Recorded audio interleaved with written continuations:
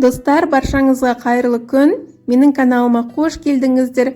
Бүгін өте дәмді шоколадты пончиктердің рецептісін ұсынамын. Видеоны соңына дейін қарамас бұрын менің каналыма тіркелуді ұмытпаңыз. Ең алдымен 250 грамм жылы сүтке жарты шай қасық тұз, 80 грамм қант, 1 грамм ванилин, 6 грамм ашытқыны салып араластырамыз. Үстіне 1 жұмыртқа және де 50 грамм ерітілген сары майды құйып араластырамыз. 500-550 грамм ұнымызды салып, жұп-жұмсақ әдемі қамыр елейміз. Қамырымызды елеп болған соң бетін жауып, жылы жерге 1 сағатқа қамыр көтерілгенше қойып қоямыз. Яғни әдемі болып көтеріліп ашуы қажет.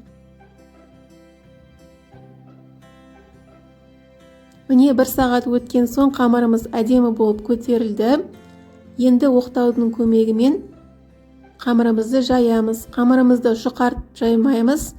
Қалыңдығы 5-10 мм болу қажет. Мен 5 мм етіп жайдым.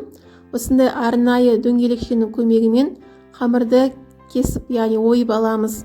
Бұндай дөңгелекше болмаса, үлкен стақанның көмегімен де кесуге болады. Мінекей біздің дөңгелекшелеріміз дайын болды. Менде 15 дана дөңгелекше шықты. Енді бетін жауып 20 минутқа қойып қоямыз. Шоколадты ганашын дайындаймыз. Ол үшін бізге 100 грамм шоколад және 80 грамм май қажет. Шоколад пен майды су моншасында ерітіп алуымыз керек. Содан кейін бөлме температурасында суытамыз. Суығаннан кейін бұл масса кішкене қоюланады.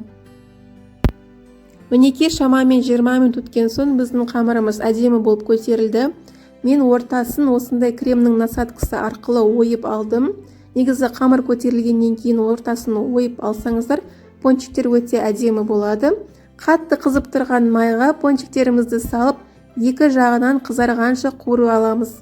Содан соң суытамыз. Суығаннан кейін ғана шоколадқа батырамыз.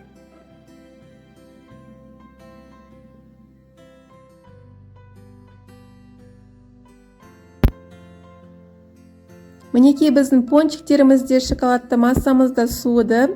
Суыған соң бір бетін ғана батырып аламыз. Мен бұл шоколадты пончиктерді безендіру үшін жаңғақты майдалап алдым және де сгущенка қолдандым. Сгущенка арқылы бетіне жолақшалар жасадым және де жаңғақты септім. Пончиктерді безендіру әркімнің өзінің қалауы бойынша ақ шоколадты ерітіп те ішіне бояғыштарды салып, түрлі түсті етіп те жасауға болады.